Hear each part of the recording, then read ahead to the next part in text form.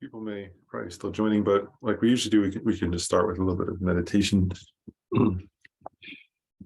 um, see folks. And yes, like we often do, let's start with just a little bit of meditation on the breath. Excuse me, to calm the mind, come into the present moment, settle extraneous discursive thinking. Bring your attention to the in breath, the out breath.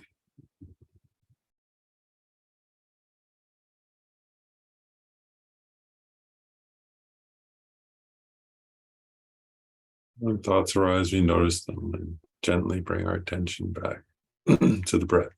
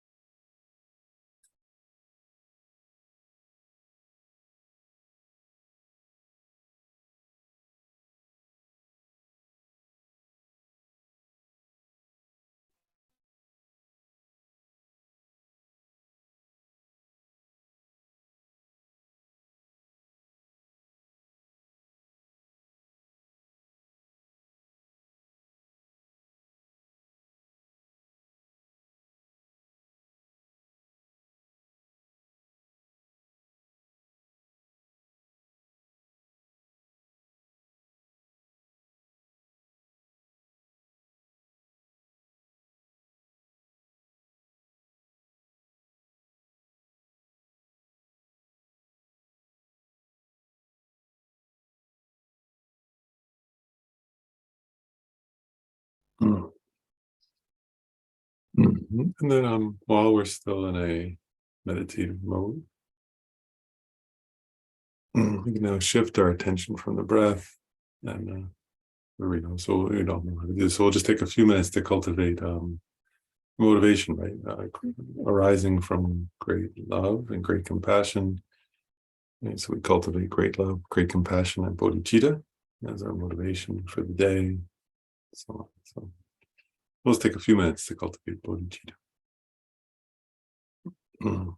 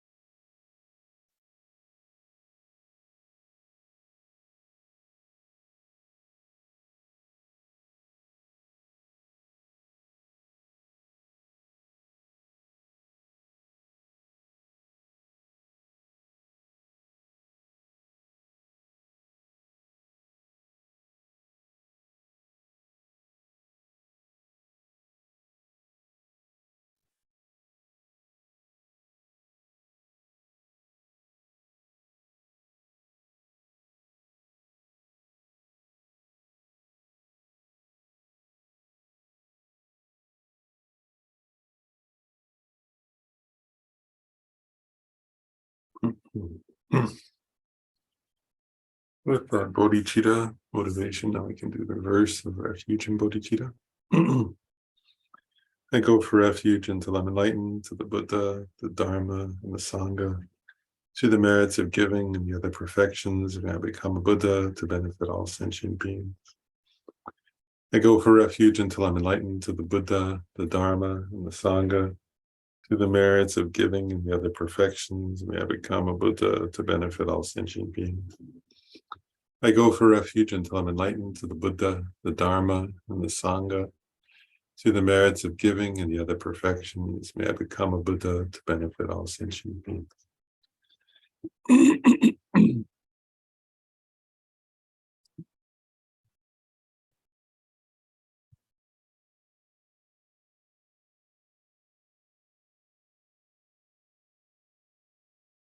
And then good to see everybody. And, let's see, and we're on the so we're on this. We're we're kind of well into the secondary mental afflictions, right? So we kind of discovered, we covered the what's it called, virtuous, the virtuous mental factors. At the 11 virtuous mental factors, and we covered the 6 root afflictions, and now we're on the 20 secondary mental afflictions. And that's what, again, every now and then I'll sort of say stuff like I've been saying things like this, but just to remind us, right, like, in other words, these are one point is that we all have these, so these mental afflictions, right? In this case, secondary mental afflictions. Like, first of all, actually, there are like very gross levels of them, and there are subtler levels of them, but we all manifest them until we achieve, arhatship. Right? We have some mental afflictions. Right? The definition of being an arhat is, whether Mahayana arhat, right? Like a Buddha is an arhat, the sense of a foe destroyer, right? The foe, like an arhat, right, is a foe destroyer. Like, so whether you're like achieving just their own liberation, or actually bodhisattvas, according to the Prasangika system, on the 8th bhumi, they actually become a Mahayana arhat. So then a Buddha is an arhat as well. Right? It means one overcame permanently these mental afflictions. So we have to know what they are, because that's, it's part of they're the cause of suffering, right? So we have to be able to identify them in our own experience. And then on a more mundane level, I was thinking about this, that the definition in a way of whether our Dharma practice is working or not is, are these getting less? Right? If they're not getting less, then we're not really practicing Dharma. If they are getting less, then we are. That's actually like, so they often point that out, right? Like, practicing Dharma isn't sitting in a certain posture, it's not doing a certain ritual. I mean, those things can be part of one's practice, but actually, if they're not decreasing these mental afflictions, then it's not really Dharma practice. And if whatever you're doing is, then it is Dharma practice. Yeah. So anyways, that's why they're important to study, is that then we can check how are we doing in our practice. So anyway, in the text by Kachin Yeshe Gelsen, we're on page 71.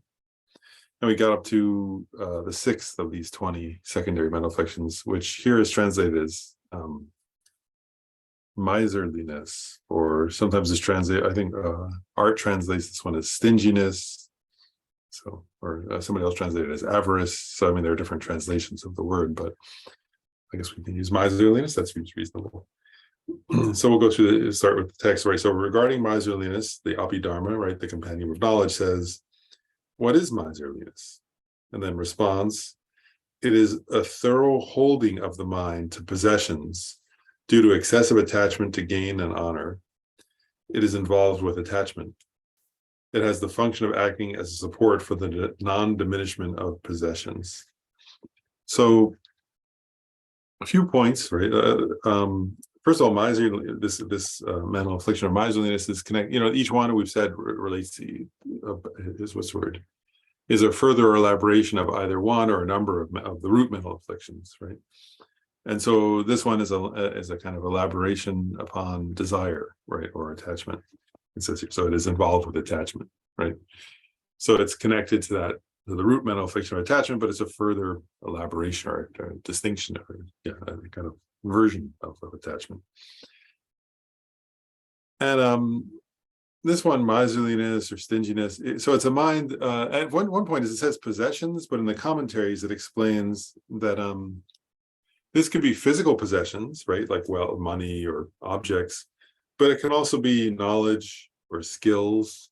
So it doesn't have to be a physical possession in the sense. It could be knowledge you possess or skills you possess, right? And basically, so whether it's your money or your belongings or your skills or your knowledge, it's a mind that is excessively attached to them and therefore doesn't want to be generous, doesn't want to give, right?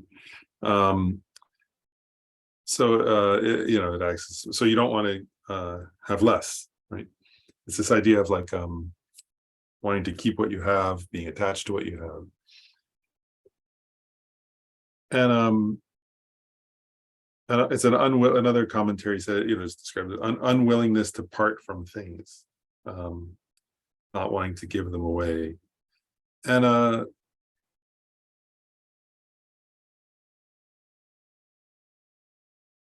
I'll say more in a minute, but I want to just first make some general comments. Like, so you, and again, we all have these, right? So sometimes it can be a feeling like sometimes it can be a feeling with your stuff, right? Like if you see somebody in need and there's a feeling of like, what's the word? Grasping at your stuff, not wanting to give it away. If somebody asks for something, that feeling of not wanting to share. Um, and we can also be familiar, right? It can be like money, for example, is a common example, but also like you can see examples of this also with oh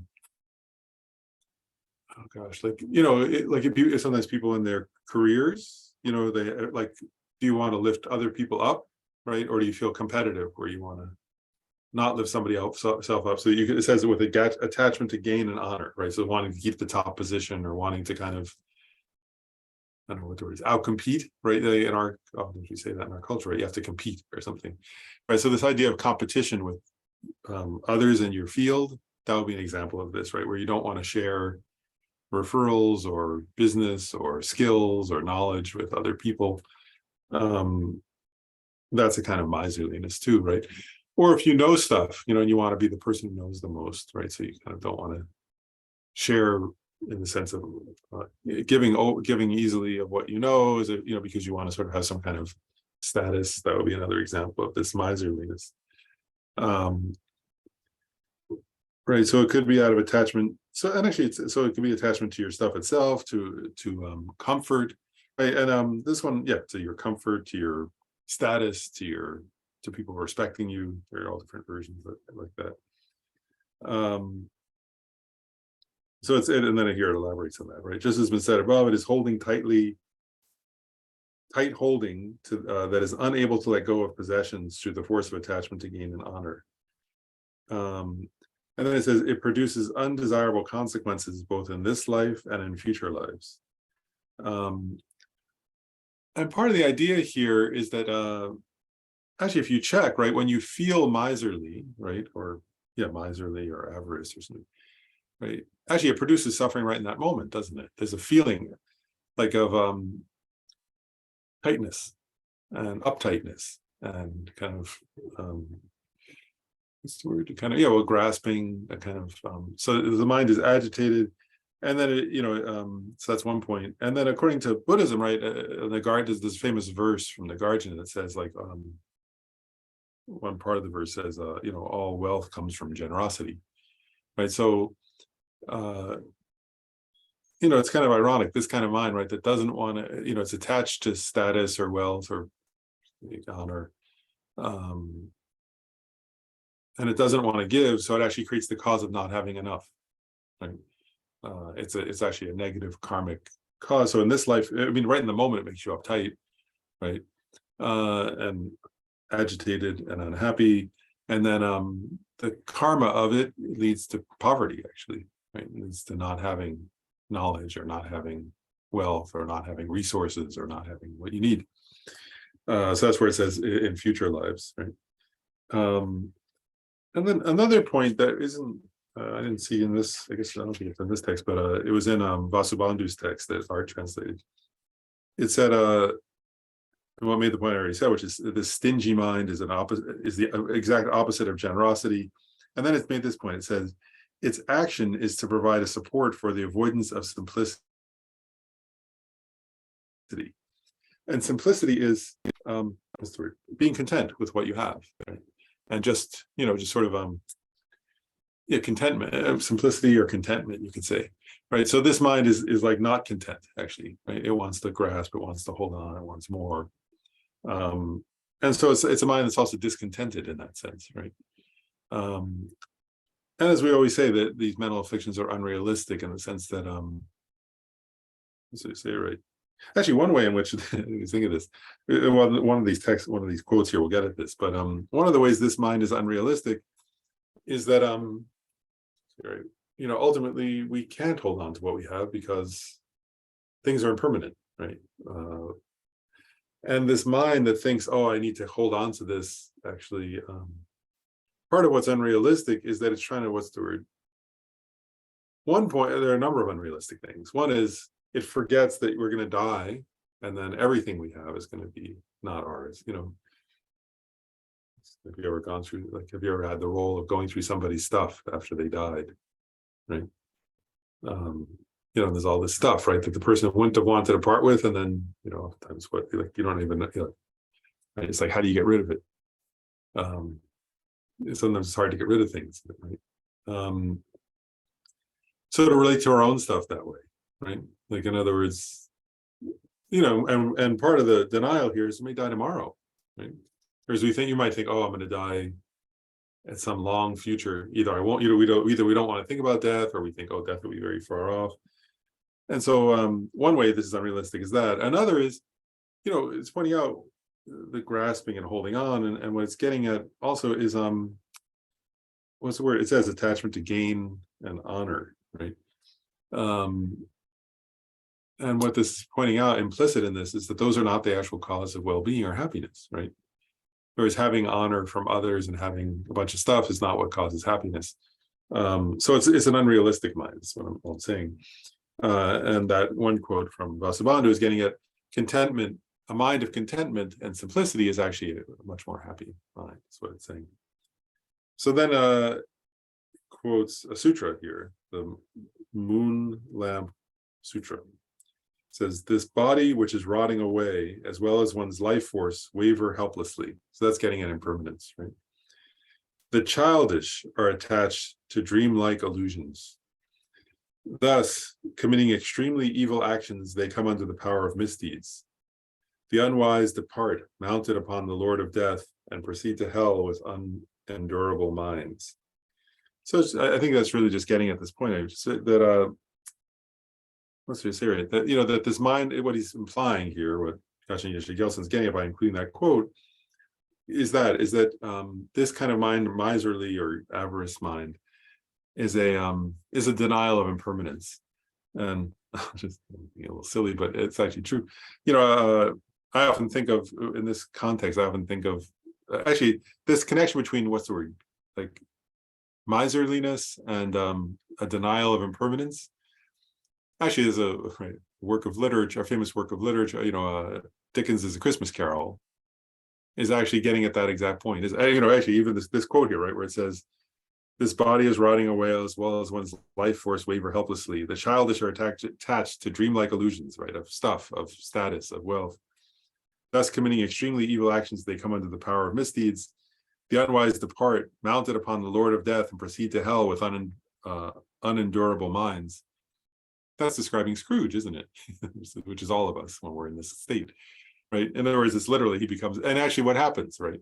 Scrooge is miserly, then he comes to understand impermanence and death and the possibility of suffering after death, right? Through his former business partner, I think Marlowe or something. But anyway, and then he becomes generous, right? And when he wakes up on Christmas morning, he wants to give, right? It's actually, this quote is kind of, you could actually, this quote comes from a sutra, but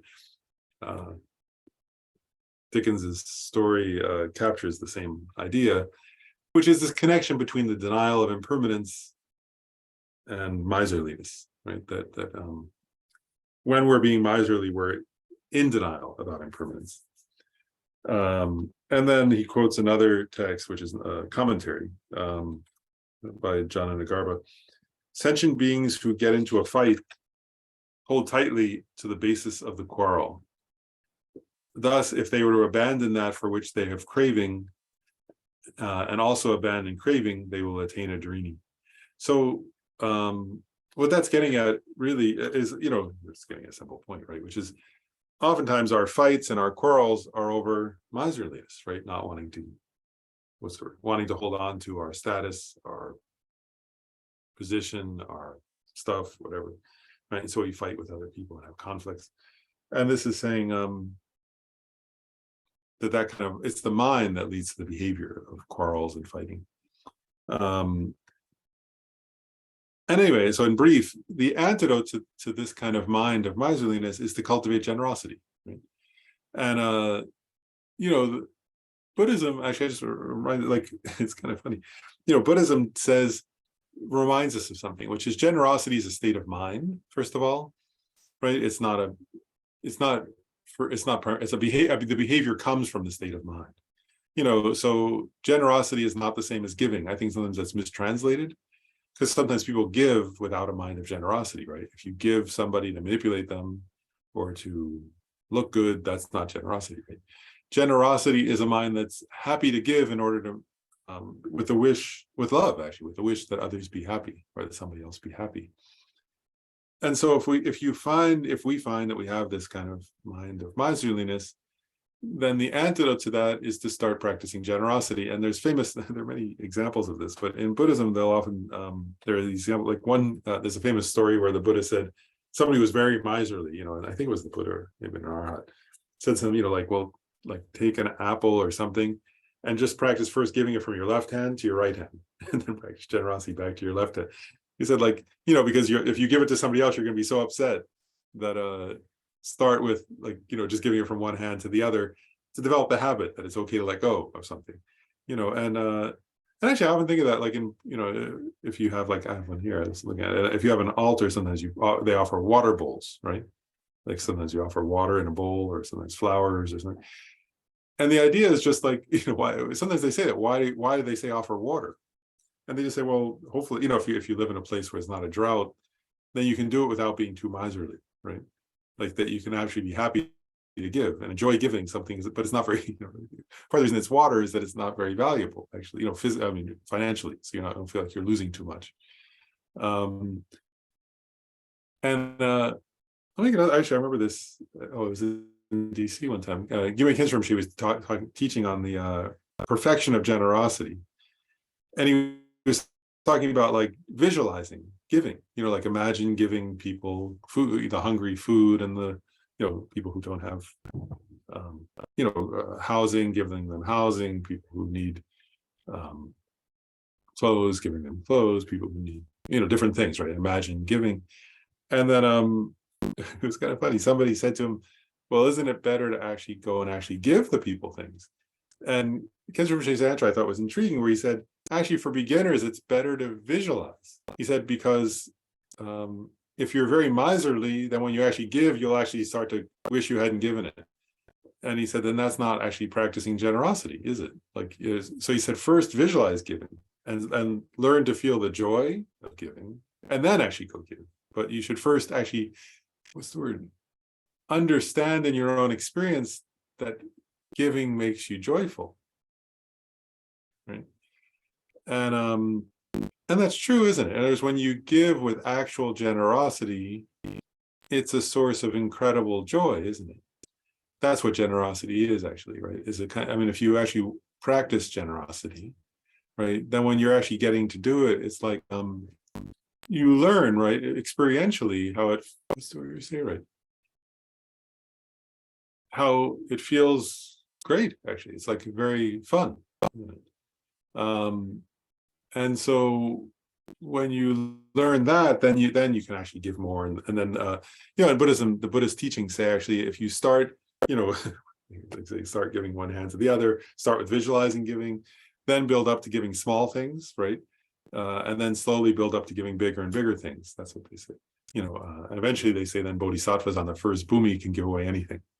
Very joyfully, they with great joy give away anything. And there's a famous story, if you've read the Sutra of Golden Light, right? It describes the Buddha in a previous life when he was he reached that, he was on the bhumis, or I don't know which bhumi he was on in that sutra. But, it describes him remembering a past life where he got the opportunity. It describes this moment in the Buddha, there's a famous story where the Buddha gave his life, in a previous life, gave his body to the tigress. And actually, I'm going off here. I'll say one last thing. I'll stop. But I actually want to make a point that Buddhism doesn't do martyrs. I think sometimes people misunderstand that. Because we live in what's the word? There's what's the word say it? Monotheistic cultures have a long tradition of martyrdom, and actually Buddhists don't have that. so when the Buddha gave his life to the tigress, he wasn't being a martyr. He was actually overjoyed. He was like, oh, wow, I've been looking for a chance. He was a first Bhumi Bodhisattva, I think. So they have 100 bodies. And so he was looking for a chance. He was looking around for somebody to give a body to, because he was like, I'm practicing generosity. And, like the way you might feel if you got to like, if you knew just what your like somebody you loved wanted for a holiday, like for their birthday, and you got to get it for them and they were really happy, that you'd be so happy. Oh, I know what they want. That was his kind of mind. He was like, oh, finally I found somebody to give my body to. He wasn't being a martyr. He was being that I don't know, actually. Like I know they do this. There are some Buddhist, there's a tradition, right, that came from Vietnam like that. And then some Tibetans have done self-immolation, she asked about, but I'm not sure. But my view, I'll just say, like, actually, if you look at Buddhist stories, everybody's actually, the idea is that you're supposed to be joyful, isn't it? And like, actually, I always think that's funny because, if you look at, there are a lot of stories of, right, of like in the West of saints being burned to death or something like that. In Buddhism, the stories are like, if there's any story that even starts like that, somebody tries to burn the person and they dance in the flames and they can't be burned and they fly up in the sky and they come back, and they, like, the deal with Buddhism is joy and bliss. So I guess if somebody, I don't know, if somebody's at the level where they can feel bliss as they self-immolate, then I suppose that's maybe okay. But the idea is not to be miserable. It's not to suffer, right? And generosity is supposed to be a joyful practice. And the idea, I'm just going on here, but anyway, the idea here is that the miserly mind is a mind that's uptight and grasping and unhappy. And the mind of generosity is a mind that's actually expansive, right? And that's loving, actually, and that loves others and therefore enjoys giving to others. So we cultivate generosity as the antidote to miserliness.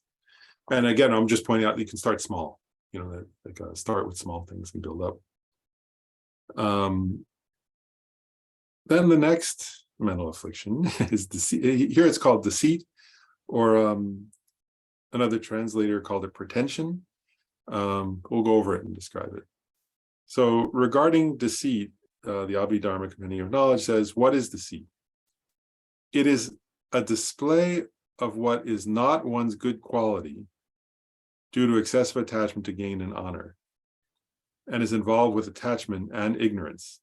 It has the function of acting as a support for wrong livelihood. So a bunch of points are here. One is, it can be connected to both. It could be connected to either attachment or ignorance, right? The reason, so the underlying, it can be an expression of or an elaboration of either ignorance or desire. And it's essentially, the translation of pretense is interesting because it's sort of pretending, putting on a pretense, or pretending to have good qualities you don't have, right? And so you're displaying something untrue, right, about yourself in order to deceive others. Geshe Rabten says it fabricates a particular excellent quality and then wishes to make it evident to others, right? So you think something's a good quality, you come up with in your mind with something that you think is a good quality, and then you what's the word? And then you try to make it you either by overtly lying or by indirectly kind of implying something, or both, or by acting a certain way, you try to make it seem like you have that good quality.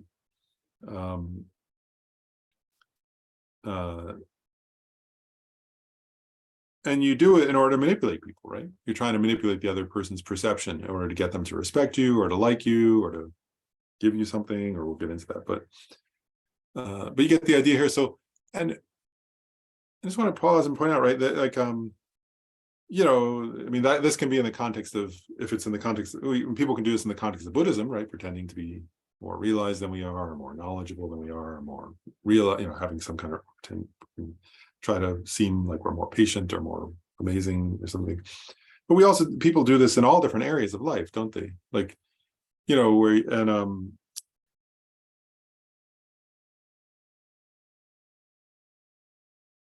where people sort of, what's the word, exaggerate something in order to get something from others, right? And I'll ask a question. This is just a side question. We'll continue with the text in a second, but I was sort of contemplating this one, and I was like, a key point here is that it has to be something. In this case, it's something you don't have, right? A good quality. What is not one's good quality? So you're pretend it's a pretense or a deceit in the sense that it's some that you're either making up or exaggerating, and then presenting that to others.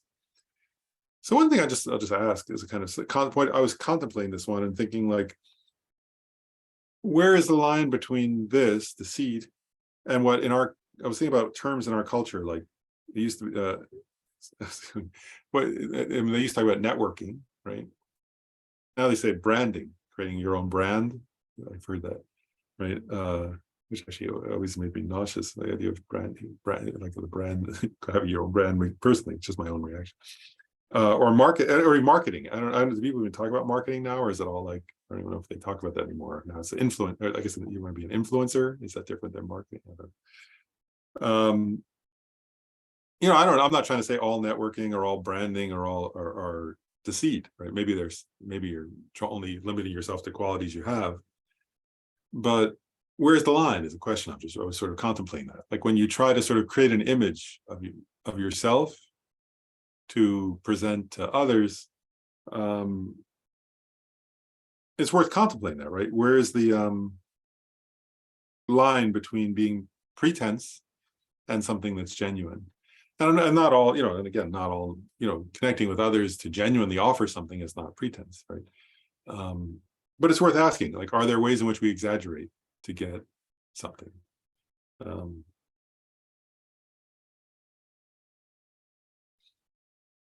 of course, there's yeah, commercials, exactly. And there's a problem with this, of course. There's a problem with deceit. Actually, I wasn't going to say, but I will. Like, I remember when I was, I was in high school and I was away for the summer. I was reading this one, made me remember this. I was in high school and I was away for the summer, and there was a girl who was a little older. She was a year older than me, and I pretended I was older when I first met her. It was like because I wanted her to like me, which was exactly this mental affliction.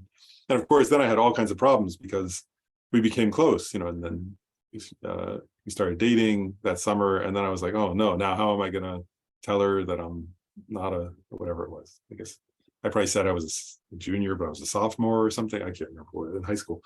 And then and then finally I just like stopped seeing her because I was too embarrassed that I lied.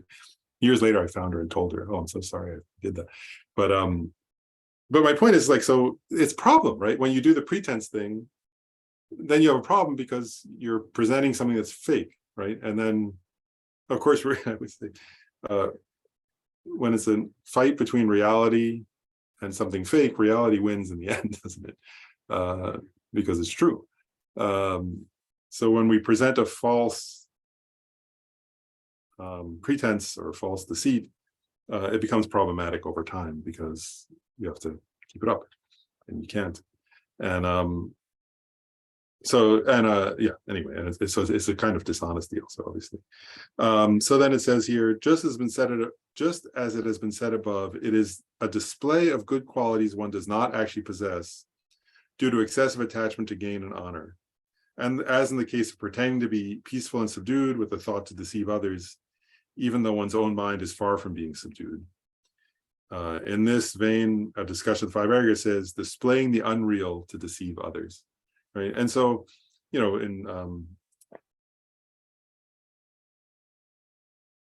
Buddhist context, they often, that's why they give example of pretending to be more peaceful and subdued, right, than you are, because it's kind of funny. That would be how a Buddhist might try to manipulate people, right?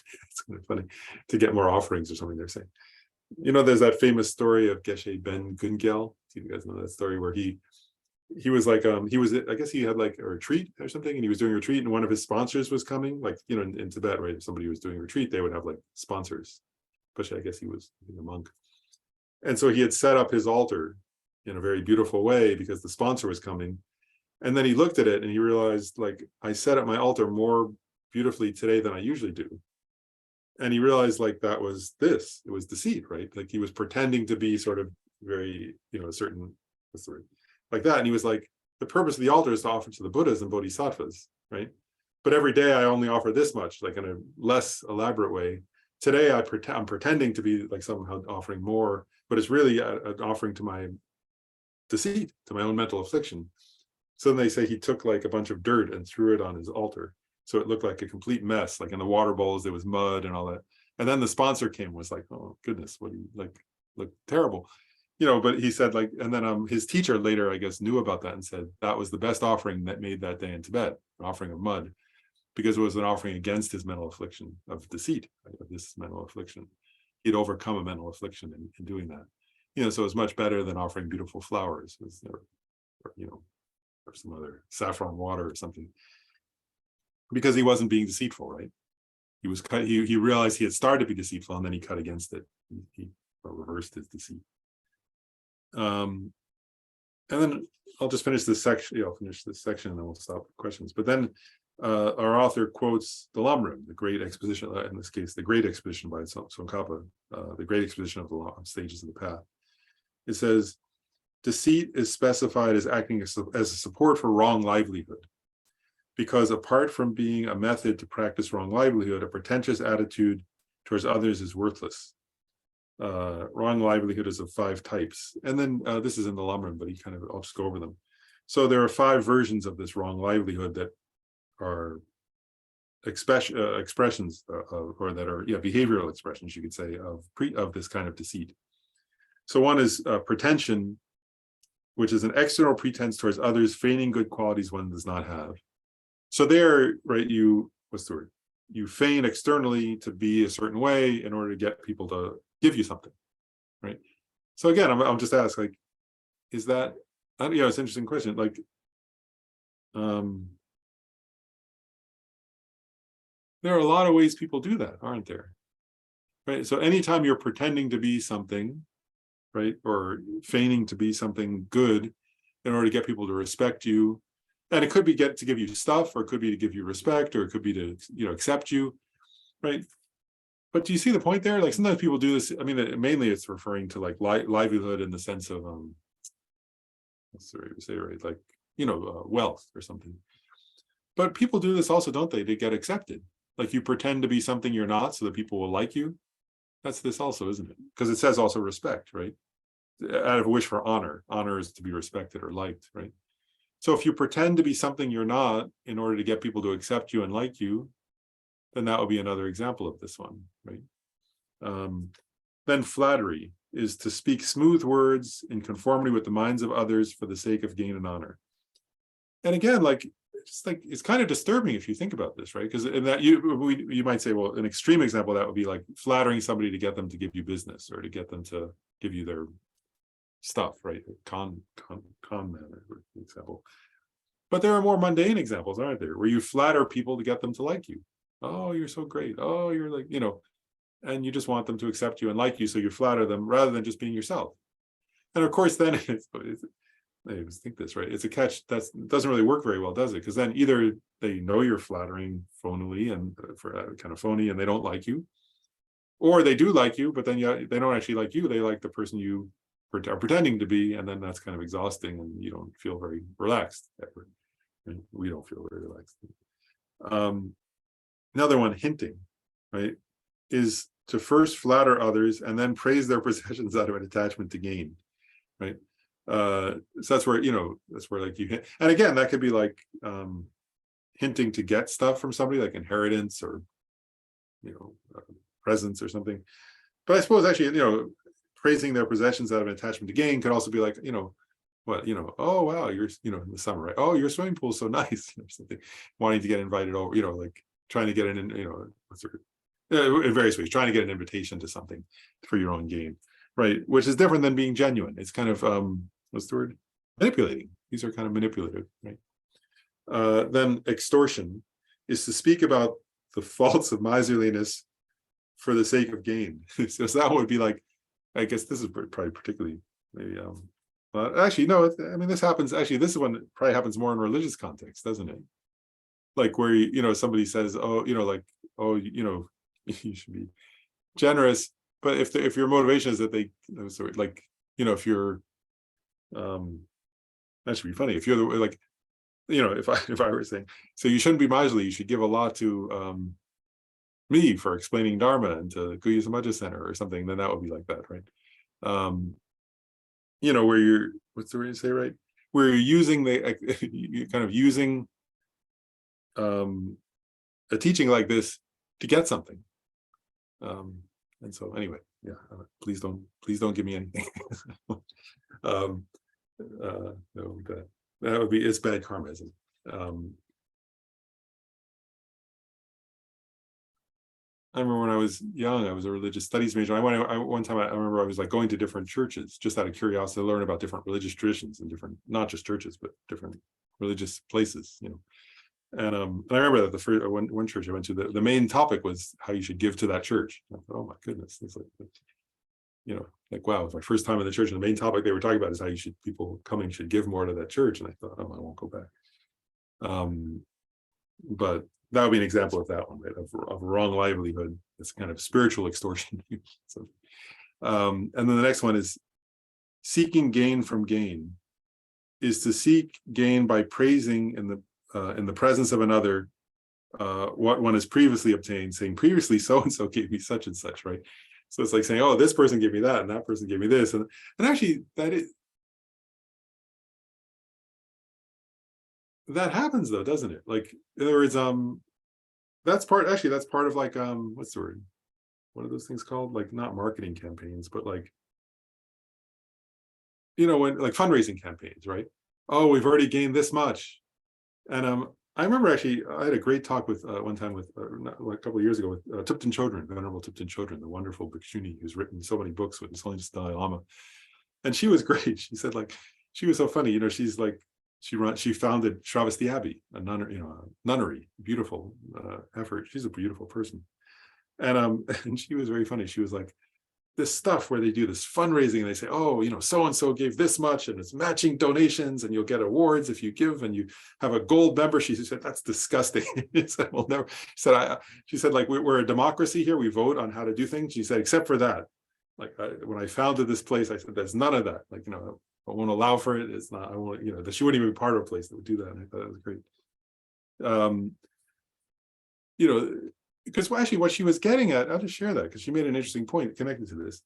Because what she was getting at is, like, then people don't get to actually give in a way that's genuine, right? Then they're giving to get a status, right? Or to get and she was saying that's what's wrong.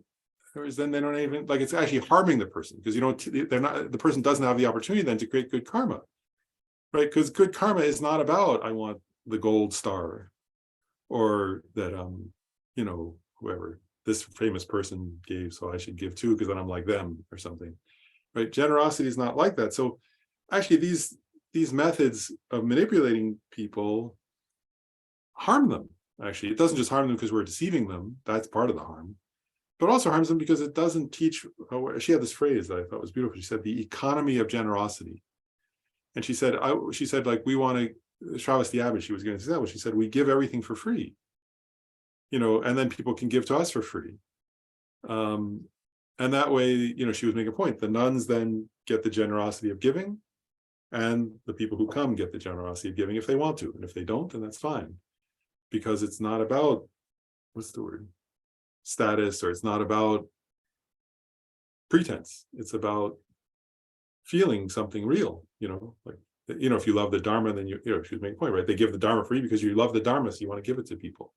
And if somebody loves that and loves monasticism, then they want to give to that place. If they learn something there, then they want to give to that place. So these kind of things are, they're actually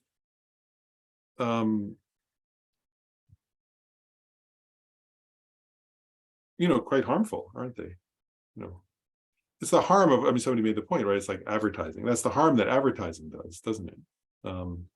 Especially if the advertising is based on something exaggerated, but anyway, yeah, get the idea.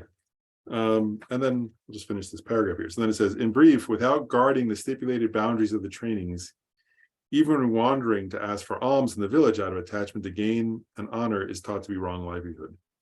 Therefore, if you do not wish to be defiled by wrong livelihood, do not seek to ingratiate yourself with others. and protect without duplicity the stipulated boundaries of the Vinaya in a place of solitude. So there he's saying, he's giving an example for monks or nuns, right? That monks or nuns sometimes go, traditionally, according to the Buddha, they go on alms rounds, right? Where they sort of beg essentially for food, and he's saying here,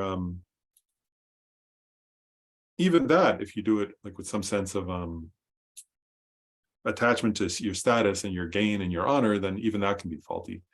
But anyway, in the US, people aren't really doing that. They're not going door to door like in India, in ancient India they were. But the idea here, right, is again, is what? Is to not have pretense, is to be authentic, to be, I mean, that's what's being encouraged here, is to be genuine, is to, and to, yeah, to be genuine, to be authentic, to be, let's see, right.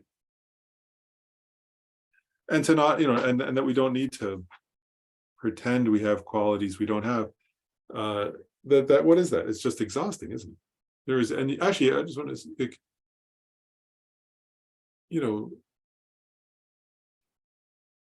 I mean, our culture to some extent encourages this kind of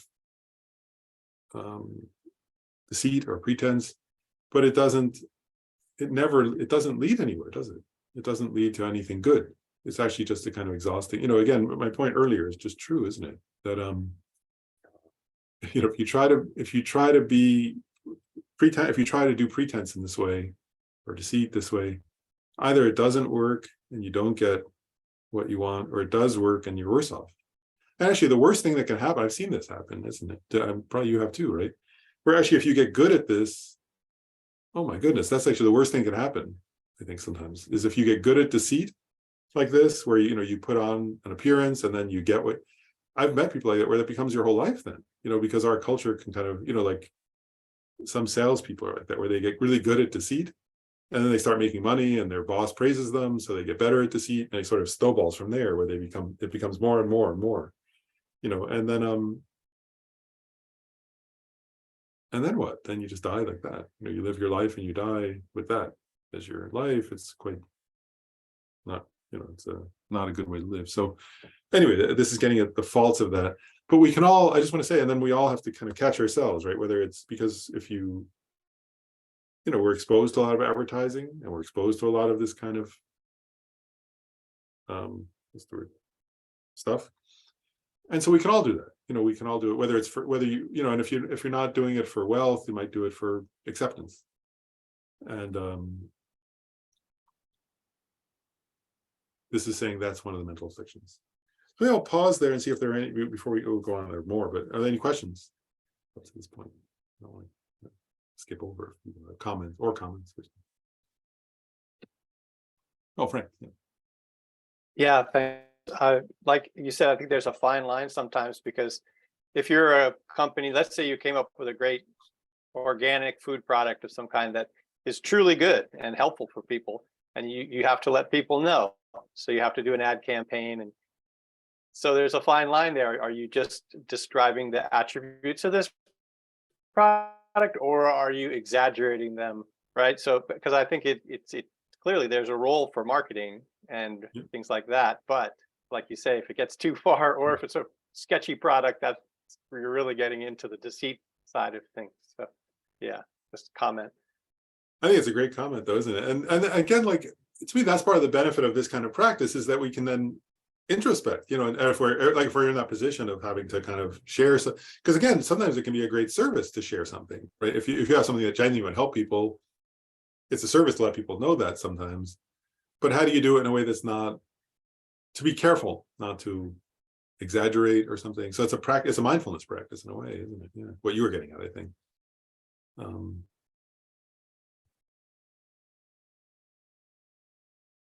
Yeah, I remember sometimes getting caught in that myself, wondering how to even if we were, just in relation to Guya Samaja Center, like if a teacher was coming, how do you let people know, wow, this wonderful teacher's coming, without I don't know what word it is, without exaggerating.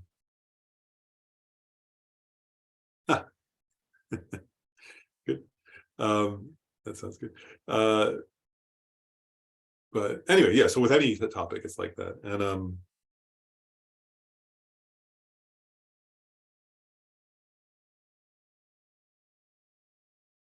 yeah, anyway. So yeah, so it's a practice of being aware. You know, what's your motivation, and are you getting into this one of wanting to put on a pretense with any topic?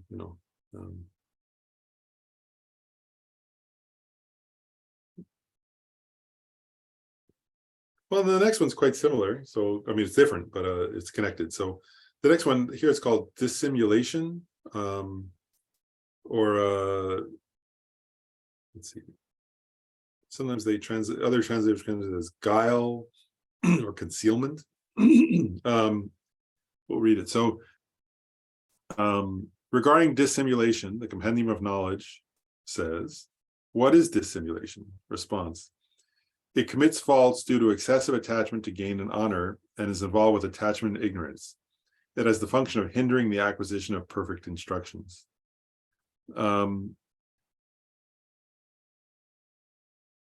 That's interesting. This one, oh, it's a little clearer below, so I'll just read this part and then I'll go back. Just as has been said above, it is an awareness that wishes to hide one's faults, not revealing them to others, through the force of attachment to gain and honor. Nowadays, hiding your faults, we act smart and clever if we can get away with it. But going by the yardstick of the Dharma, we have deceived ourselves. Interesting quote. So what it's getting at here is this mind, the previous mind, is one that wants to exaggerate or lie about or fabricate or exaggerate good qualities. This one wants to hide one's faults. That's this mind, right? That you have some faults, which we all have, and you want to hide them. So it's a mind that wishes to conceal your faults. Vasu Bandhu in Arch translation says, it's a deviousness of mind that adopts a means of concealing one's faults by distorting the facts, misleading, or obfuscation. And that means, so it can be actually distorting, like saying something untrue. It can be sort of misleading, like, implicitly implying you don't have that fault, or obfuscation, like, so just confusing the issue so that your faults kind of aren't evident. So there can be different ways of hiding your faults. And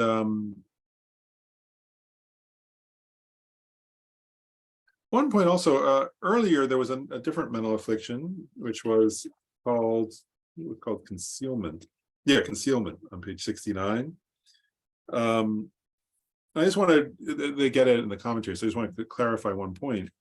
There were different ways of describing this, but I think the simplest way is this: concealment is a circumstance where somebody has pointed out your faults, like overtly, like, so somebody noticed your faults and said, oh, you're like this, and you want to hide them. Whereas dissimulation is where they haven't been pointed out, you're just trying to hide them up front, if that makes sense. In other words, that they haven't been explicitly pointed out, you're just trying to hide them. And it's kind of, I'm just pausing, I mean, it's sad, isn't it? Like, I find it sad, like this idea, like that,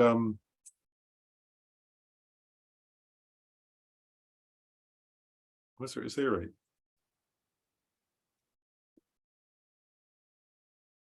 Like, to feel that one has to, like, right, to feel you're not, like, in other words, we're imperfect, right? Actually, it's made me think of Kristen Neff, a researcher on self-compassion, talks about part of self-compassion is common humanity, which is, and I haven't, no, I mean, that's true, isn't it? Like, in other words, our faults are are part of our humanity, aren't they? Like, in other words, we're not Buddhas. Buddhas don't have faults. But if you're not a Buddha, if you're not a Buddha, then you have faults, right? And so it's part of who you are, and it's just the truth. And so it's a kind of sad state where we feel like we have to dissimulate and pretend we don't have faults when we do.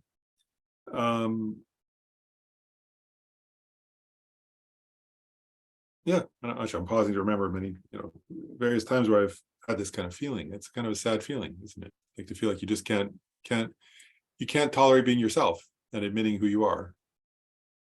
with other people, right?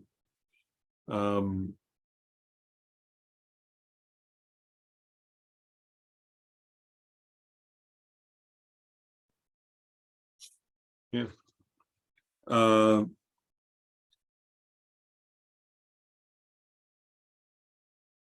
So it says, distorting, misleading. So then it says, just as was said above, it is an awareness that wishes to hide one's own faults, not revealing them to others, to the force of attachment to gain and honor, right? So again, gain and honor means it may be that you want to manipulate somebody to get something from them, but also you may just want their respect or their acceptance, right? So you hide that you have certain faults. All right, and then we said, nowadays, hiding your faults, we act smart and clever if we can get away with it, but by the yardstick of Dharma, we're deceiving ourselves. Regarding this, engaging in the Bodhisattva's deed says, I am constantly dwelling in the presence of all the Buddhas and Bodhisattvas who are endowed with unobstructed vision. By thinking in this way, I should develop a sense of shame, respect, and fear. So what it's getting is one antidote to this mind of dissimulation is knowing that the Buddhas and Bodhisattvas know, they know, your faults. So there's no, you can't hide it from, the Buddhas are said to know, all one's good qualities and faults. So that's one, Shanti Davis pointed out, that's one way to kind of let go of this. But do you have a sense of like, how the idea is it would be, that's a relief, actually, isn't it? To just be yourself. And, and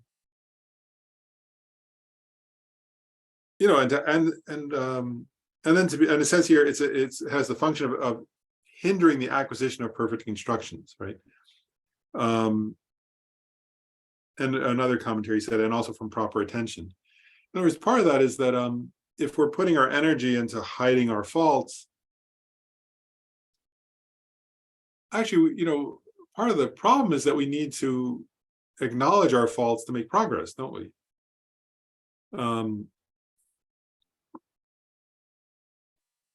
if you like, give an example, like if you have a relationship with a spiritual teacher, right, then actually, like, the best thing for your practice is to go and say, these are my faults, how do I work on them, right? But if you're trying to hide them, then you block yourself from working on them. Does that make sense? So how can you work through your faults if you can't acknowledge them to yourself and others and then work on them? And so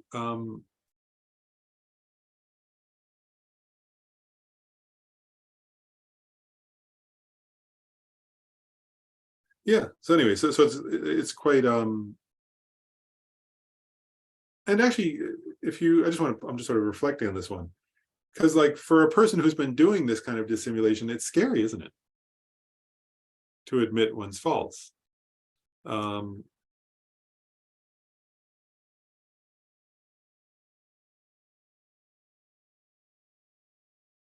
Yeah, anyway, but I think it's actually I personally, I find, to the extent that we can do it, it's a relief, isn't it, though?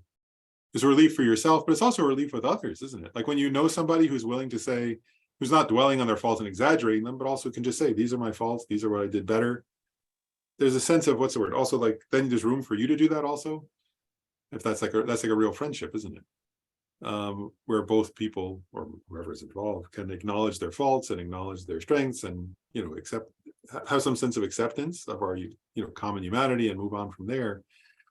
And where it says here, hindering the acquisition of perfect instructions, right? Then you can work on stuff, right? Whether it's with your spiritual teacher or with a friendship or with whoever, and if you're hiding your faults from yourself and others, it's hard to change them or address them.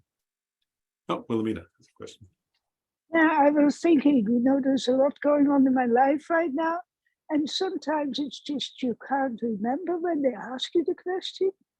And you think, I can't find this, And then in meditation, very often, or just going through the day, and all of a sudden pops up again.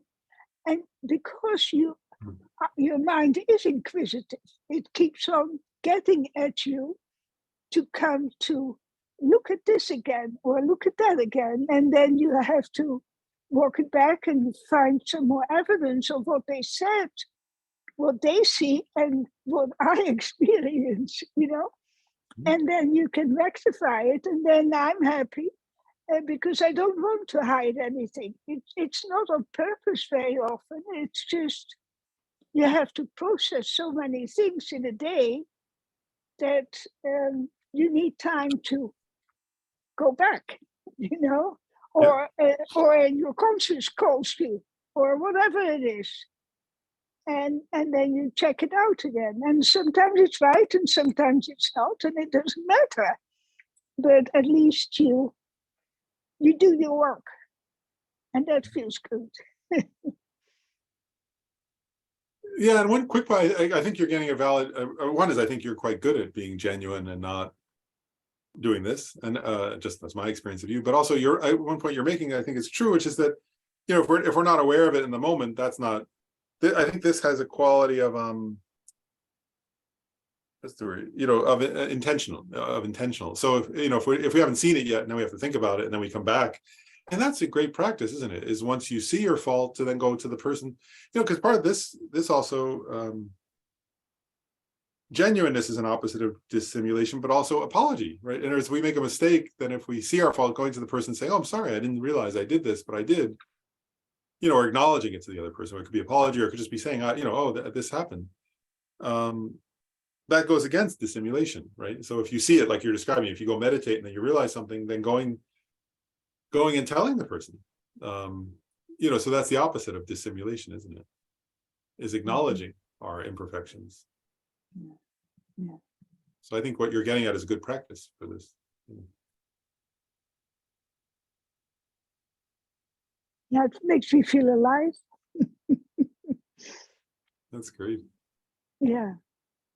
And I can get through my anxieties that I feel right now with so many changes going on.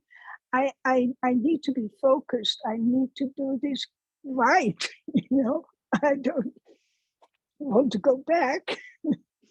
I've worked too hard for that. So I just wanted to say that it's just something that comes up regular now these days. So it's the practice. Yeah.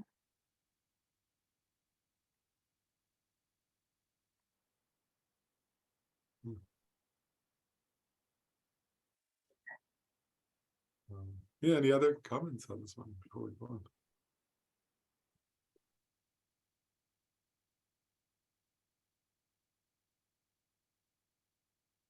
Lynn? Yeah, fine. Well, it's sort of somewhat along the lines of what Wilhelmina said.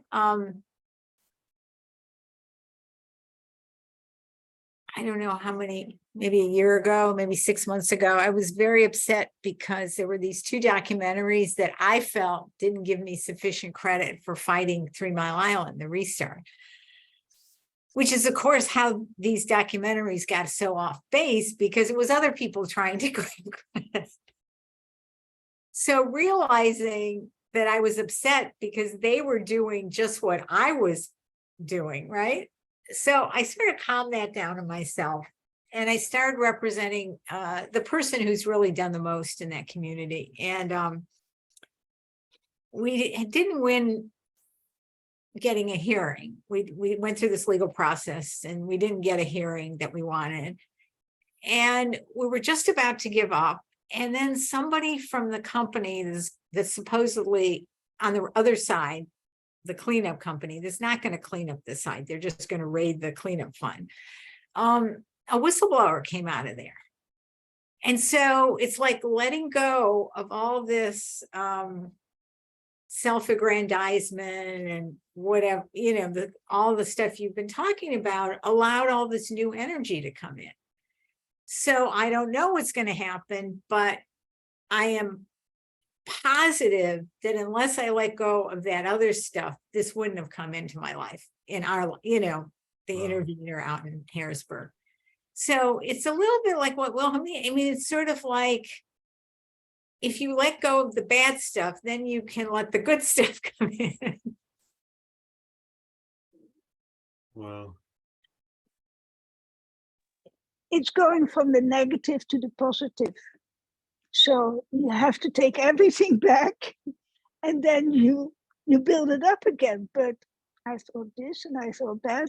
Then you build, and all of a sudden you come to a conclusion, and whether it was right or wrong, what you did, and whether you can move forward with it. So that's, for me, it's a lot of going to the negative. This can't be true, so I'm wrong. And then all of a sudden it starts building up again. And, and you just have to follow it wherever it goes. And that's just the way it is. Sorry, I had to say that. Well, it's also like creating space for this other to come in. And the only way, for me at least, I create space is by getting rid of all this junk and garbage that I'm hanging on to, get rid of it. And then other things come in.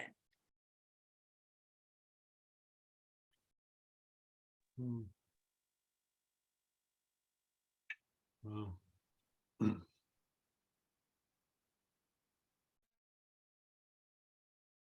Just it's really striking me how this inner work, as Lynn, your example is getting at, it's what the Dalai Lama says, isn't it? You know, inner disarmament, or the way you make the world better place by working on ourselves and then engaging with the world. You know, that as and that there's no, you know, we always, I don't know, like sometimes it's hard to get for me, it's hard to get that it's literally true. You know, what the Dalai Lama says, that in other words, that the world peace or a better world comes from people doing the work in the moment that you just described yourself doing in that moment, right? Oh, wait, I'm doing this self-aggrandizement. Let me stop that. And it creates a space, and then something else can happen. And that is how the world changes. You know, there's not some other way. It's just the Dalai Lama often says that there's not some other way the world changes. It's that. And I don't know, I often have some fantasy that no, there should be some big external wonderful thing that happens. But I think what your story is getting at is what the Dalai Lama is saying, which is that no, that is the work of how the world changes, is people doing that inner moment of going, oh wait, let me let go of this particular mental affliction. And if enough people do that enough times, or if we do it enough times, then things change for the better. And if we don't, they don't. So thank you for sharing that.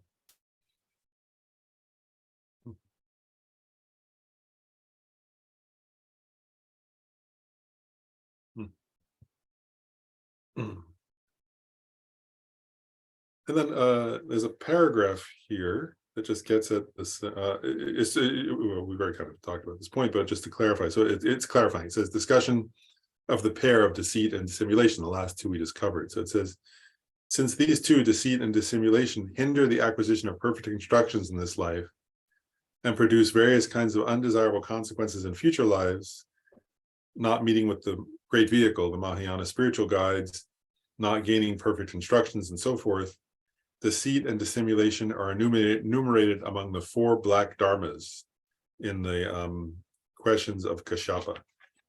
And so what that's getting at is just that what that's really saying is this, is that these two, you know, what's the word? Deceit and dissimulation, right? So pretending you have good qualities you don't have and hiding your bad qualities are said to be also particularly obstacles to continuing Mahayana practice in future lives. You know, that if we do this, it creates like a bad seed, a bad karmic tendency, and then so that you won't be able to practice. It sort of hinders you from practicing bodhicitta in future lives and meeting with Mahayana teachers. And so in particular, there is like an idea then that you so you say right,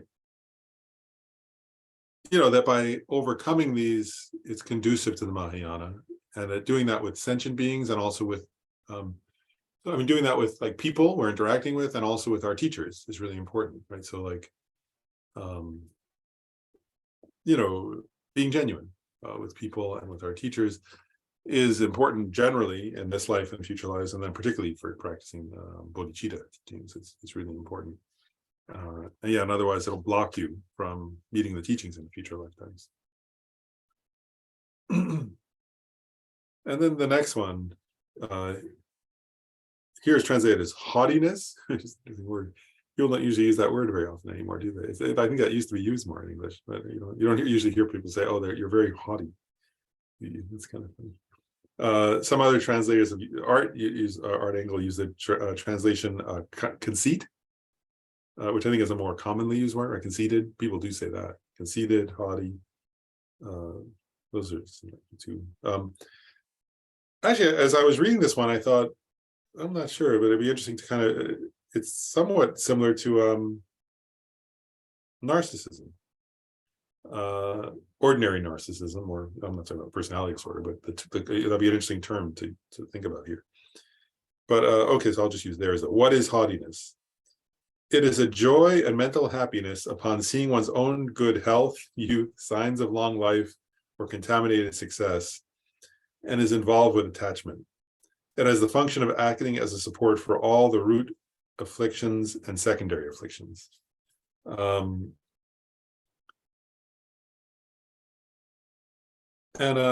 I'll share. It's similar, but I'll just sort of. I think it's actually a translation of the same thing, but a different translation from Art's translation of from Vasubandhu's text. So it is the delight of someone who's infatuated with his or her own well-being, a state of mind that's overwhelmed, right? And that own well-being here refers to the preeminence of such things as your family, your health, your attractiveness, your youth, your strength, your influence, your intelligence, your learning. And the joy quality, it says delight or mental, joy or delight. Here means an overwhelming feeling, a loss of composure, coming under the control of it. And it acts as support for all the other mental afflictions, is what it said. So there's like a false, so it's, let's say it right. And there's a false sense of confidence. This overwhelm quality means there's a kind of sense of inflation. There's a sense of like inflatedness. I actually think, just for what it's worth, I mean, my own personal interpretation, is I actually think this is getting at a kind of, and again, I don't mean this in some diagnostic way, but just actually, I think this is the dynamic of narcissism, right? Self-preoccupation, right? There's a kind of self-focus, and a kind of inflated, because I think that's the key here, where it says mental joy and happiness. They're getting an overwhelmed. You get overwhelmed and controlled by a kind of almost like, what's the word, intoxication. It says here, it's interesting, upon seeing, right? So you get a kind of mental image of your own beauty, right? Or your own youth, or your own strength, or your own power, or your own success in some way, right? Do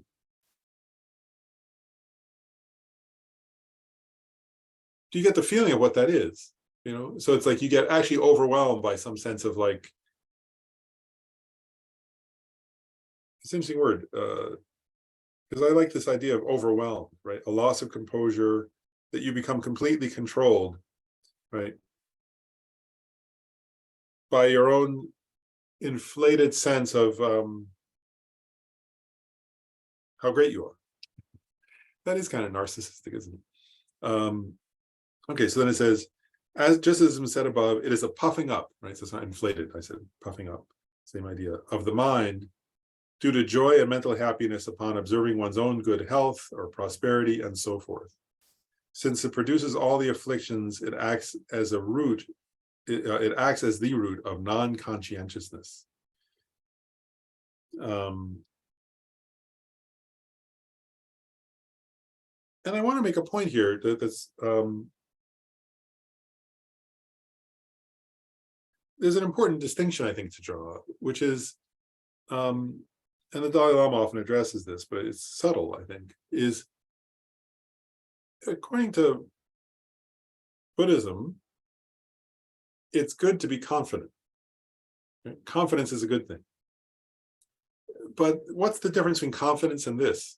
Mental, because confidence is not a mental affliction, right? Actually, confidence is a version of faith, right? There's a faith of believing that you can become enlightened, for example, right? And having enthusiasm for that. But here, it gets at an interesting point here. It says,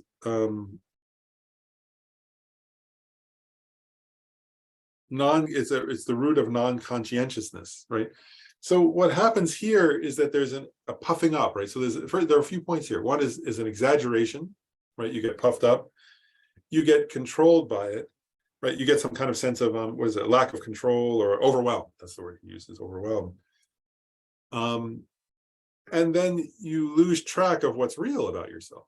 Does that make sense? And so there's a sense of like, and then you don't work on yourself actually, right? So with confidence, I'm just drawing a distinction here. With confidence, like if if somebody knows, like, oh, I know, I'll give a simplistic example here. If you know, like that, if your neighbor's drain is clogged and you're confident you know how to fix a clogged drain, right? So you say, oh, I know how to do that. Let me help you, right? Well, that's confidence, right? You're confident you know how to address a certain thing, so you offer to help your neighbor. I'm just giving you an example, right? That's confidence, right? There could be other kinds of confidence. I'm just giving you a simple one. This haughtiness would be like, wow, I am like, it's kind of, I think narcissism or conceit, but this one is where the person is feeling, I am the best damn neighbor. Like, I am amazing. Look at how like nobody else in this neighborhood does like what I do. Like, wow, look at me. Like, who else would help that person? I am quite something. Like, you get the difference? Like, there's two different things, right? This haughtiness is like and then that person, what's the word, loses conscientiousness. They lose track of themselves, right? And in a given moment, any of us could do that about a certain thing, right? Like, so it could be a general personality trait that gets out of control, but we can all have that for moments, right? Where,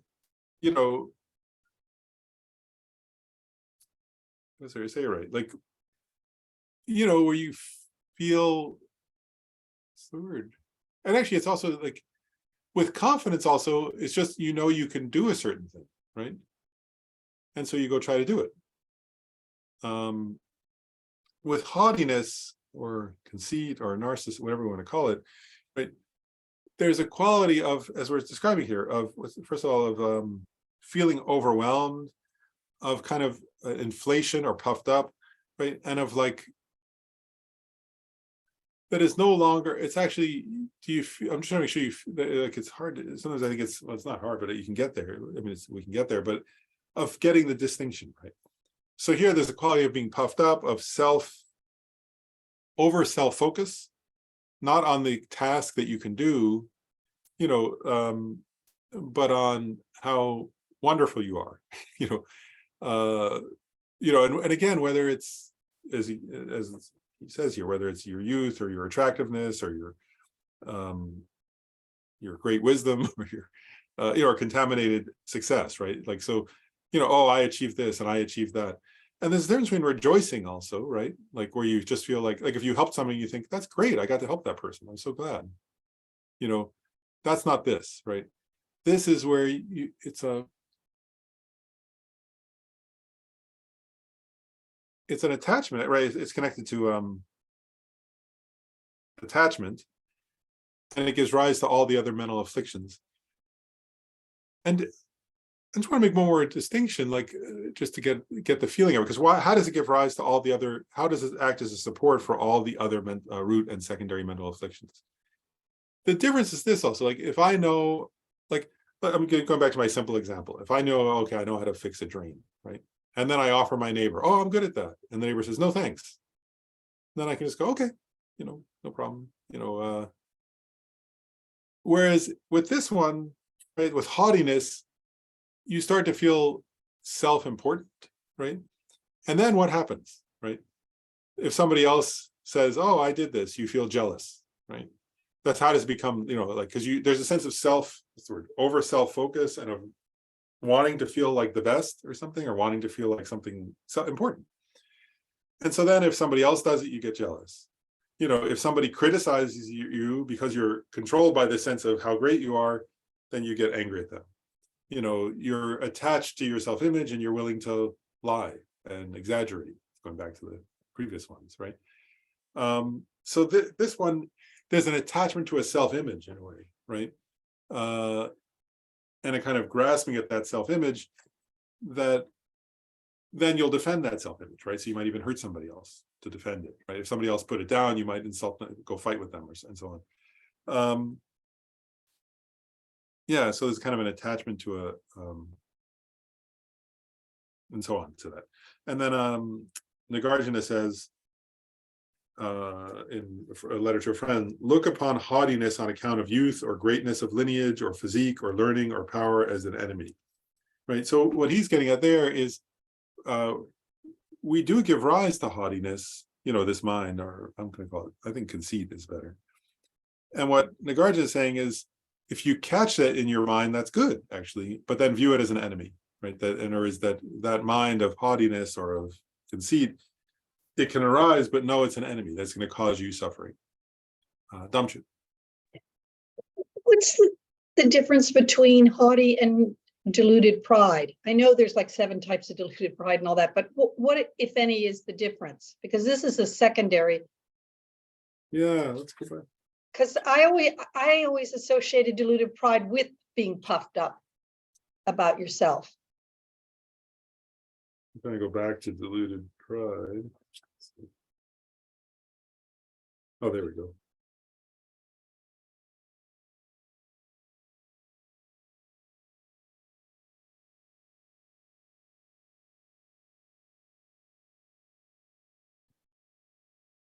That's an interesting question. Let's see, distorted. Because yeah, some of the prides, pride can include, some of them include puffing up, don't they? It's the same phrase, puffing up of the mind with regards to things. Let's see, I'm just trying to see the long life, success.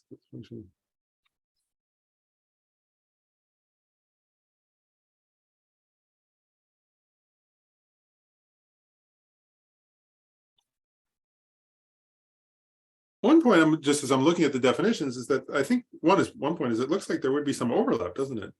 I mean,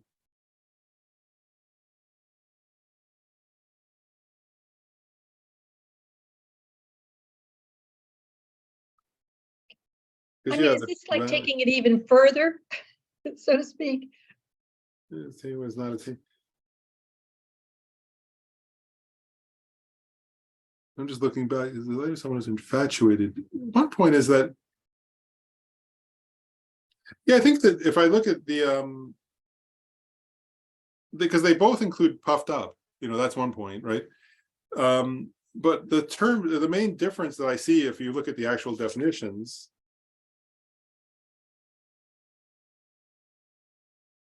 is that this quality of haughtiness includes this, what they're calling here, a delight or a joy and mental happiness, right? So they both include a quality of puffing up and of an exaggerated sort of quality in relation to one's, what's the word, self-image, right? But here it has this quality of overwhelmed, loss of composure, right? A kind of what's the word? Almost a kind of, actually, I'm thinking of like, if you it's interesting because there, for one point, I really do think there's overlap personally, but can you feel the difference either, in oneself or in other people when you see like that? It's a difference, isn't there, between sort of a pride that sort of, compares oneself to others, and there's 7 types of pride, right? So, one's inferiors, or one's superiors, or one's equals, and so on. But that this one, I think the main difference, if you look at all that's, because they both include this quality of a puffed up sense of self-importance. But what's clearly unique in this one is, there are different terms here, right? Joy or mental happiness, a delight, infatuation with one's own well-being, and a sense of feeling overwhelmed, right? So there's something, it is a kind of more intense and more energized quality.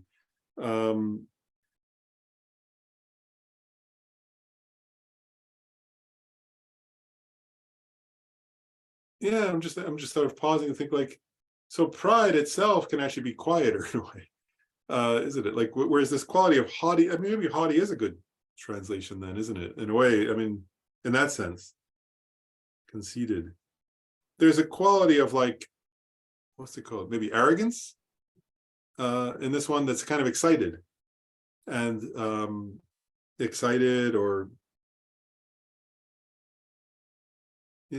joy that's over. I'll read one more time from Vasubandhu because I think it's getting at it. it's a joy that's overwhelmed and includes a loss of composure and a coming under the control of that feeling.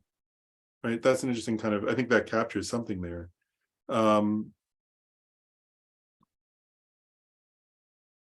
Yeah, so it's more than just inflated because the puffed up is inflation. But I think so. They both have this quality of puffed upness. But I think that's the main difference you can see in all these different. All these different translations of the same idea. So I think it's that feeling of overwhelm. It's like over the top. Yeah, that's a good way to put it. Yeah. No, that helps a lot. Thank you. And also, I can see where it relates also to the narcissist, who is not just about pride, but it's really like, Yeah, that's why I was thinking of narcissist. You know what I mean? There's a quality that like comes across of what's the word? Overwhelmed in a way, isn't it? not in their control. Right. Yeah. No. And they can quickly give rise to other mental afflictions also, which is what it's getting at, right? Because there's so much energy for that self-image that it quickly can give, and because there is this kind of overwhelm. I mean, that's gotten at here where it says it acts as support of all the other mental afflictions, that there's so much energy for this self-image that it quickly can give rise to the other. So yeah, haughty is kind of interesting, isn't it? Because there's a quality also in you can see it oftentimes in people's physical demeanor. Like I was thinking of like sometimes young people who, the example they give of youth and looks, essentially appearance, like where there can be a quality of almost like, what's the word? The person's so excited and so infatuated with their own appearance at that moment that, and that if anybody were to say something negative, they would sort of freak out. So there's a quality like that, I think. It's different than just pride, it seems. Yeah. Oh, and Will, you have your hand. I don't know if you have more, or is that from earlier? Maybe it's from earlier.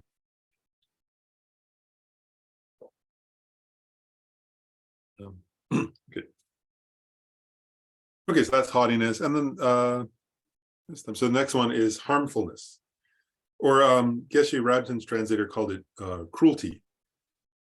And so it says here, what is harmfulness? It is involved with anger. It is a non-benevolence, non-compassion, and non-kindness. It has the function of harming others. And Geshe Rabtin says, it is a malicious intention devoid of any compassion or kindness that desires to belittle and disregard others. One translator, or one commentator rather, pointed out, is the term ahimsa, made famous by, it was famous before that, but outside of India, it became quite well known because of Gandhi's emphasis on ahimsa means not harm, right? The wish not to harm. So this is the opposite of that, actually, right? So it's it's the opposite of ahimsa. Because ahimsa is the wish of nonviolence. They sometimes translate it as non-harmfulness or nonviolence. So this is a mind of violence, essentially, or a mind that enjoys harm. And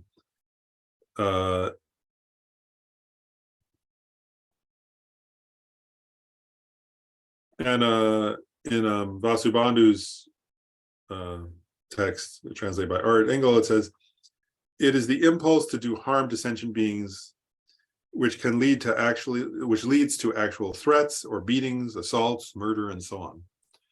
So it's a kind of mind that can quickly give rise to violence, essentially, right? So that's why I say it's the opposite of, if ahimsa is non-violence, this is a violent mind. And one translator said it can be towards anyone, really, but oftentimes it's towards those who you see as having who you see as below you, like you think you have more power than them. So it's like kind of cruel. That's where the cruelty also, right? Like you think you have power over somebody and you enjoy harming them, actually, right? It can include condescension, belittling, a disregard for others, and sorry to say, right? In that sense, there can also be a quality of what's the word? Yeah, cruelty or almost like sadistic or something like that. Right? It's like a mind that actually takes, what's the word? Yeah, that's just that wants to harm, that enjoys harm, that that is by nature malicious. Just as has been said above, it is a wish bereft of benevolence to harm sentient beings. Here, the synonyms, non-malevolent and so forth, in the citation above are explained in the commentaries as follows. So you see above it says non-benevolence, non-compassion, and non-kindness. So it's getting, so now we're going to elaborate. Why does it list three? And so it says here, essentially, non-benevolence is the wish to harm by oneself. So that's where you want to personally be unkind to them. You want to do the harm, right? Like you want to go hurt them, be cruel to them, threaten them, beat them, whatever. The second one, non-compassion in this context, is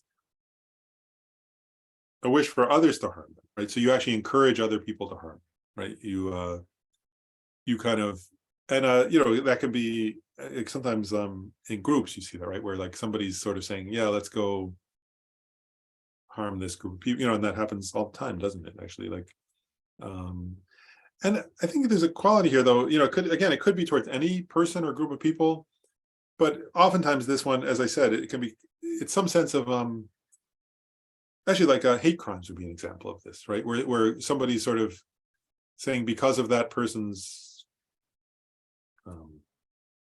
sexual orientation or race or gender or something, let's go harm them. Wouldn't it be great if we could harm them? Some kind of like, so that would be this non-compassion, right? I mean, the wish to go harm them oneself is the non-benevolence. The non-compassion would be that quality of like stirring up other people to harm.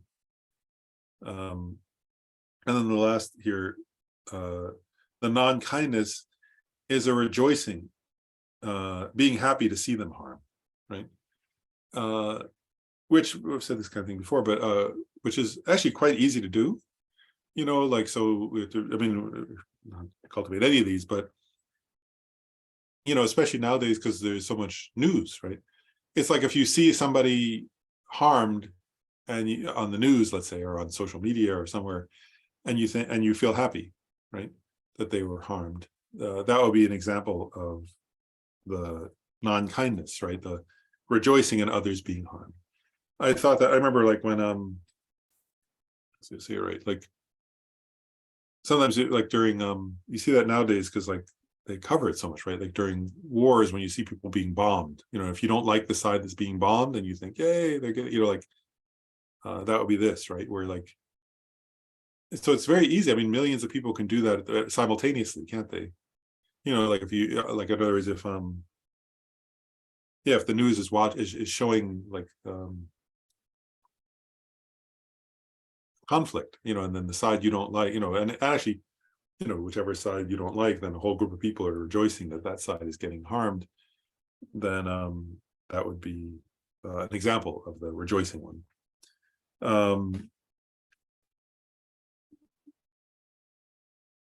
And you have I just want to get across, so you get the idea here. One is it's a mind that, and any of those, right, creates a terrible karma is one point. It's a kind of, you can say it's an elaboration of anger, but there's a quality here of, it's like, what's the word? It's kind of a cruel or sadistic mind, right? That's just malicious. And that has, and one point here, I just want to go back to Geshe Rabson, that's devoid of compassion or kindness, right? So there's none at all. And there's no sense in this mind, right, of, oh, wait, but they're actually a person harmed. Like you've cut off, we all have the capacity for compassion and for kindness. But with this mind, one is at least temporary, it is temporary, right? But one is temporarily completely cut off one's own sense of kindness or empathy or compassion. So there's no empathy for the other, right? There's no sense of, where sometimes, at least, actually in Buddhism, they would say, if you harm others, but you actually at least have empathy, karmically that's bad, but not as bad as this, right? Where you've completely cut off your empathy. So it's kind of a, if you think about this one, it's quite, it's a, you'd think, we would think, oh, and I don't want to have any karmic, what's the word? Karmic habit of that, right? That's a terrible kind of mind that could do terrible things. Any questions about that one? The idea. Oh, did somebody raise their hand? It says somebody. Oh, Frank, I couldn't see it. Well, the light was.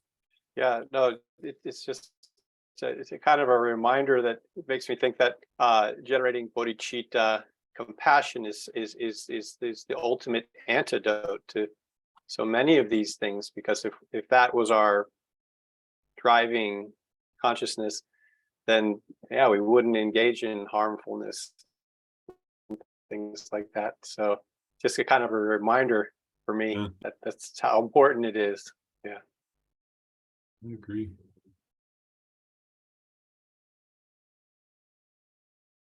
Yeah. Yeah, I meditate. I mean, and the value. Yeah, compassion, which is the root of that, right? I mean, the meditation on compassion is the opposite of this. So. Yeah, because compassion, right, is the wish not to have others harm. This is the wish to have others harm. Yeah. Yeah. Yeah, it's just actually, as we're talking about these mental things, it is sad, isn't it? Because they really are. You can see how they're the sources. I mean, as you think about these, right, you can see how they are the source of suffering, right? Isn't it quite clear, right? Our own suffering and other suffering is these actually.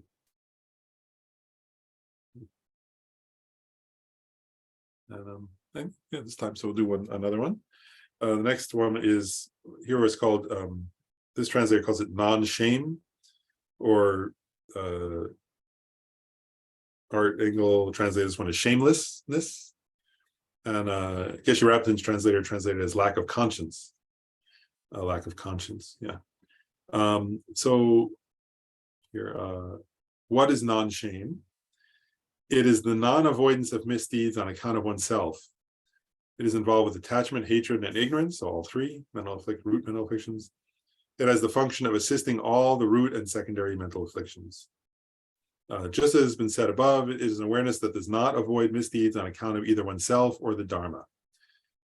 For example, if a fully ordained monk encounters an intoxicant and avoids a misdeed on account of himself, thinking drinking this intoxicant is not something I should do, then this is shame, right, or conscience. The opposite is non-shame. So this one, just to clarify, right, or further elaborate, because we covered like conscience or shame earlier. This is the lack of that. So in this one, though, it's in reference to oneself or the Dharma, right? So you don't have enough of what's the word? Enough self-respect. I sometimes think of it as self-respect or conscience. You could say conscience. You could say self-respect. You could say knowing your values, right? But so it's you're tempted as a situation arises where you could do something. Any verbal, mental, or physical negative thing, and you don't have a sense of, here they're calling it shame, but you could call it a sense of conscience, a sense of self-respect, a sense of, in reference to yourself is the first part, right? So another thing, that's not the kind, I'm not that, I've said this before, like when we covered shame, but and again, I don't know, shame I sometimes think is not always the best English word, but conscience, I'll call it. But that you don't, so the main one is you don't think, like in other words, the positive version would be thinking, that's not the kind of person I am, right? So it's in reference to oneself. I shouldn't be that kind of person. I don't want to be that kind of person, so I won't do that. It can also be a lack of respect for the Dharma, right? So if you've taken the Bodhisattva, Frank's like a minute ago about bodhicitta, right? If you've taken the Bodhisattva vow, for example, right? Then there are all kinds of commitments, and so this could also be a reference to yourself, saying, wait, I took the Bodhisattva vow, therefore I shouldn't act this way. But if you do, this lack of conscience is sort of like, oh, who cares? I'll just do it. So there's a lack of, what's the word? Yeah, self-respect, of conscience. But ultimately, this one comes back to one's own sense of self, if that makes sense. That's not the kind of thing I should do. That's, it goes against my conscience, or that goes against my vows, or that goes against my sense of right and wrong, So this one requires some sense of knowing your own values, right? And of wanting to live up to them. And so, a lack of that, right? So a person thinks, and there are many people here who say, actually, many people, if you say, what are your values? They say, what are you talking about? They haven't thought about it, right? Or they don't really care, or we can in moments not care. It's not somebody else necessarily, right? It's us. We have to catch ourselves. But there are moments where we could feel that. So this one would be like that. Is that out of a sense of, I know who I am and I don't want to be that person, so I won't do that. Or, I'm a Buddhist practitioner. Like in Buddhism, there's, not harming others is the most fundamental, right? So you could think, if you think, wait a second, I practice Buddhism, I can't do this thing that would harm somebody. That would be conscience, right? Shame. So it's good. And then I'll do the next one because they're connected. Non-embarrassment. That one is the same idea, but in relation to others. And here he calls it non-embarrassment, or she translates non-embarrassment. Art translates it as absence of abashment. And Geshe Rabtin's translator translates it as inconsideration of others. Right. So here, what is non-embarrassment? It is a non-avoidance of misdeeds on account of others, and is involved with attachment, hatred, and ignorance. It has the function, again, of assisting all the root afflictions and secondary afflictions. This is just as has been said above. It is an awareness that does not avoid faults on account of others. If one, when about to engage in misdeed, avoids the misdeed on account of others, thinking, if the teacher and the clairvoyant gods were to become displeased and I were to be despised by others, this would be unfitting, then this is embarrassment. So here, non-embarrassment is that. So what it's getting at basically is what, right? That the first one, non-shame, is one's own, out of a sense of one's own sense of propriety or conscience or self-respect.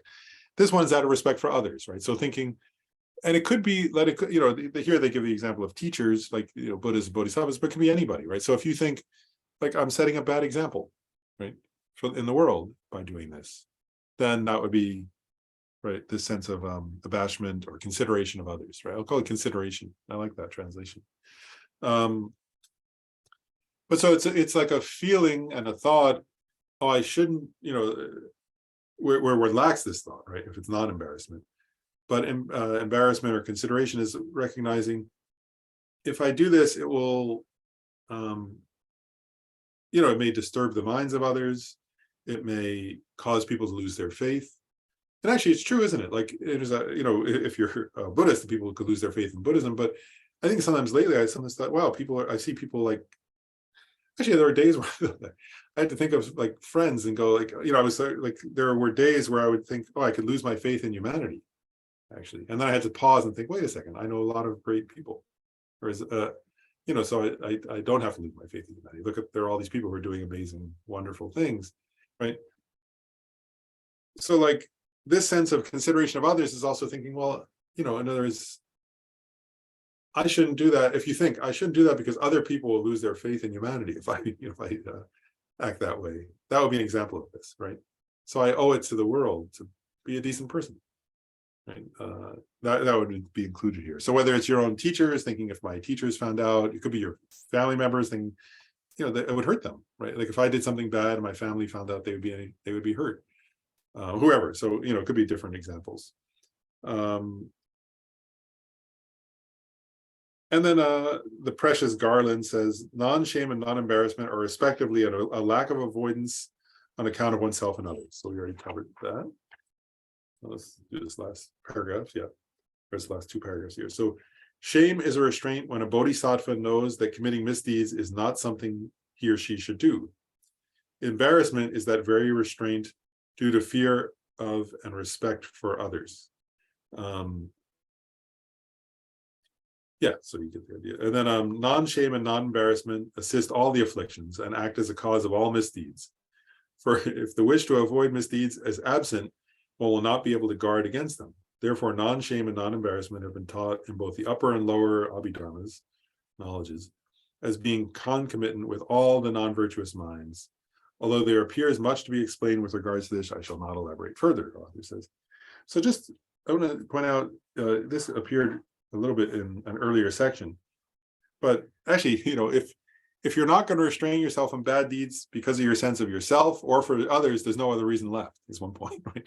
So in other words, like the two combined, what he's getting at here in a way is that these two combined include all the reasons you would not do something bad, right? like, you know, so whether it's out of your sense of, you know, because even the one for yourself could also include karma, right? Recognizing, well, if I do that, I'll suffer in a future life, or I'll suffer later in this life. That would be for yourself, right? Or, you know, for others, it'd be empathy, thinking, wow, that'll hurt somebody if I do this negative thing. That's, you know, that would include consideration of others, right? I don't want to do a negative thing because it may directly hurt somebody, it may indirectly hurt somebody. You know, so if you take away all sense of, you know, restraint out of a sense of yourself and restraint out of a sense of others, then you're left with a kind of nihilistic, negative mind that would just do anything and harm others. So this is saying, you know, those are the mental afflictions that can cause us, you know, so these their lack of, what's the word, a lack of conscience and a lack of consideration, you could say. And so obviously it's implied the antidote to those are many, right? Thinking about karma, thinking about the welfare of others, thinking about compassion, thinking about, you know, yeah, thinking about the consideration of others, you know, and so on. You know, think about the kind of person you want to be in the world, right? And so on. So those are those two. Yeah, I think we'll stop there. I don't want to cover another because it's too long. Any questions or comments before we stop?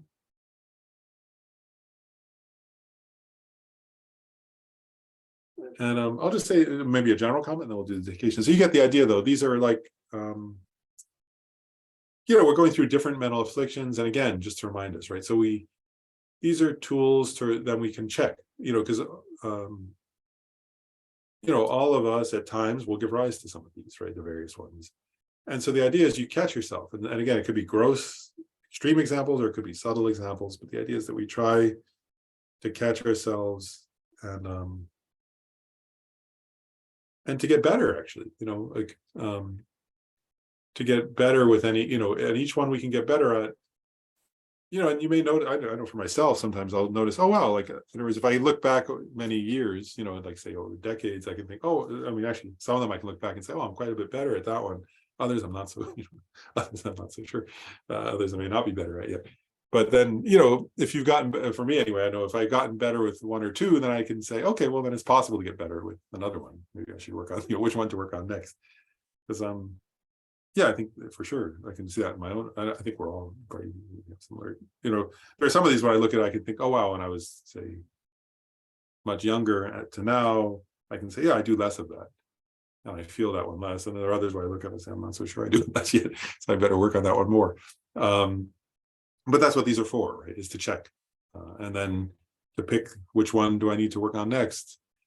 And hopefully, you know, and then work on that, you know, and that's how we progress on the path and decrease these, increase the positive states of mind. And that is our practice, actually. Yeah. But I guess so. We'll stop there. And I'm realizing now, I think we're, you know, I know we have classes scheduled for April. So maybe I'll wait till, I know I'm not quite sure. I'll wait till next class, and then it probably looks like we may need, I don't think we'll finish in April quite, almost, but not quite. So I'll wait till next class, and then I'll sort of have a sense maybe of how many more classes in this series to finish the text. But maybe next class we can sort of look at it and figure that out. But we should do our dedication. So the supreme jewel bodhicitta, where it has not arisen, may it rise and grow. Where it has arisen, may it not decrease, but increase more and more. In the snowy mountain paradise, you, the source of good and happiness, all powerful Chenrezig Tenzin Gyatso, please remain until samsara ends. And I dedicate all these merits, which are dependently arisen, merely labeled, totally empty from the side. So the I, who is dependently arisen, merely labeled, totally empty from its own side, may achieve Buddha's enlightenment, which is dependently arisen, empty from its own side. In order to lead all sentient beings who are merely labeled, dependently arisen, totally empty from their own side, to the state of enlightenment as quickly as possible. Well, thanks, everybody. Thank you, Lord.